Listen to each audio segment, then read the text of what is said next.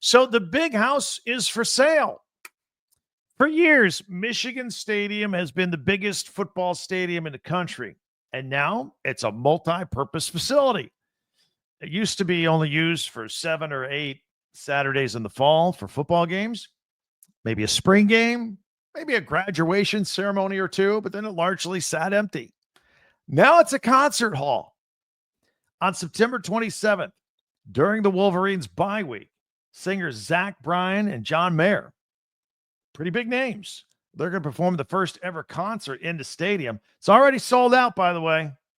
115,000 people will be there. Yeah, if you want a ticket, use our Game Time app. They're going to break the North American attendance record for a concert with this outing. Last summer, George Strait attracted almost 111,000 fans at Kyle Field at Texas A&M. So the big house, they're going to beat it. Going to set the record. Why? Money. It's always money. This is another revenue stream for the athletic department. College football brings in a lot of money, but there's always the need for more. College football spends a lot of money. That's why they always need more. And this year, Michigan and the other Power Four schools are going to have to pay an additional $20 million in revenue sharing to past and present and future athletes. So why not sell out a few non-football events at the big house? Why now, though? It seems like Michigan should have been doing this all along. They've had a perfectly good stadium just sitting there. They could be packing it in all along. But sometimes Michigan's a little slow to get with the times with stuff like this. I mean, they didn't even have a night game at the big house until 2011. That wasn't that long ago. And by the way, that Notre Dame Michigan game in 2011 under the lights at the big house, that is to this day one of the best football games I've ever seen. Denard Robinson leading the Wolverines. They were down 17 points in the third quarter, come storming back to win in the last minute. It was a phenomenal game. If you missed it, it'll be on Big Ten Classics at some point. Check that out. But to this day, Michigan is very picky, even a little stingy about scheduling night games. They still don't do it that often.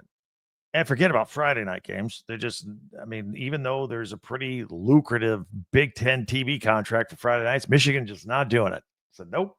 Don't even schedule us. We're not going to show up. But selling out the big house for a few nights here and there for concerts, that's like collecting revenue from an additional home football game if you could sell them out. And it's just free money sitting around. There are other acts that could sell 115,000 seats. I mean, Taylor Swift's Eras Tour just ended. That could have sold out multiple nights in Ann Arbor. No question. Beyonce's new Cowboy Carter tour, that could sell out the big house. Yeah, I mean, I get it. You don't want to put the big house up for sale for events and only sell 30,000 tickets and have a mostly empty stadium. Now you need some big names like the ones we just mentioned. Fill that place up. So now that we know that Michigan is changing, expect the other big acts to follow in. I think they'll start coming and start doing this a lot more often at the big house. And keeping with the Michigan thing, still their way of thinking about these sort of things. Another thing they are still slow to change. Another cash revenue thing they could be doing is naming that stadium. Not going to do it. Still Michigan Stadium, or affectionately called the Big House. To date, there are no plans to add sponsorship to Michigan Stadium's name. But if the day ever comes where it's like the Ford Motor Company Michigan Stadium or Michigan Stadium brought to you by AT&T, then you will know that Michigan is all in on the Financial Times of the day. Speaking of large stadiums, how are those $700 million renovations going at Beaver Stadium at Penn State? Last month, the West Side press box, it was toppled by dynamite, and it'll be replaced by the Pam Health Misitano Family Tower. It's already been paid for.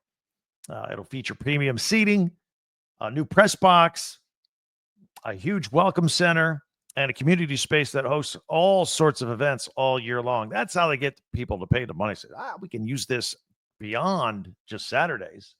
Just like Michigan is saying, well, we can use the stadium for other things other than football.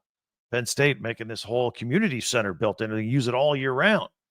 They got a lot of the new concourses, escalators, elevators, new lighting, new Wi-Fi, new video ribbons, new video boards, suites and club seating, 35,000 square foot lounge. That's huge.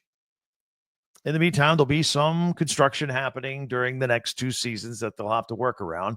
The Nittany Lions Blue-White Spring Game, by the way, on the schedule, April 26th. That'll be here before you know it. We'll be previewing a lot of that stuff here on Locked On Big Ten. Penn State opens up the 2025 season August 30th against Nevada, but they open up Big Ten play with a rematch of the Big Ten championship game by hosting Oregon on September 27th.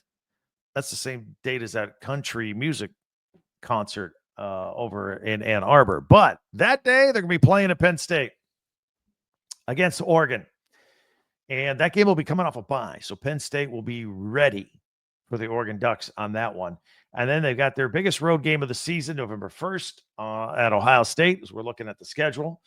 And you remember, Penn State was this close to get into that college football national championship game against Ohio State. Lost to Notre Dame by 3 points. That was it. All right. Stadium talk. Kind of a fun little segment right there. Let's talk about some hoops. Big Ten basketball hoops. Let's start with the men tonight. Thursday night, a couple games on the board. We got Northwestern and Ohio State. That's at 6:30 Eastern, 3:30 Pacific on FS1. It's part of an FS1 Big Ten doubleheader, because after that one, they'll have USC at 20th ranked Maryland. That's at 8:30 Eastern on FS1, 5:30 Pacific. By the way, if you haven't seen Maryland play yet, they got a freshman, big guy, called, his name's Derek Queen. Been Big Ten Freshman of the Week a couple of weeks in a row now. He is rolling. It's a large part of why Maryland is a top 20 team right now, looking to make some noise in the postseason. So look out for all that. As far as the women go tonight, we got 8th ranked Ohio State. This is on Peacock tonight at Indiana, 7 o'clock Eastern, 4 o'clock Pacific. 21 ranked Maryland. The Maryland basketball men's and women's both ranked in the top 21. 21st ranked Maryland at Northwestern. That is at 7:30 Eastern on the Big Ten Network. And Rutgers is at Washington. That's a long trip. Rutgers to Washington, going across the country. 9 o'clock Eastern, but that's 6 o'clock Pacific on Big Ten Plus. And then 25th ranked Illinois taking on the 3rd ranked Lady Bruins of UCLA, 9:30 Eastern, 6:30 Pacific on the Big Ten Network. So a lot of hoops here on a Thursday night as we're warming up, getting ready for the weekend. If you want to comment on any of this, always look for the comments. We want to talk about concerts at the Big House, the renovations at Penn State, you Nittany Lions fans, what you're expecting there, or interesting games tonight on the slate for Big Ten men's and women's basketball, all right there to talk about. All right. In the meantime, coming up, we got our Big Ten Classics and live action. We do this every Thursday. We always have a feature going into our final segment of the day. We do our top 10 Big Ten observations on Monday, Tuesday tweets, Wednesday we do power rankings, Thursday Big Ten Classics and live action, and Friday we make our picks with the basketball or the football or whatever we got going on that time of year. So that's coming up next. Big Ten Classics and live action, looking into the weekend while you're kind of going through NFL football withdrawal. You're looking for things to watch. We'll give you a few ideas. All that's coming up right here as we continue right here in 1 minute on Locked On Big Ten.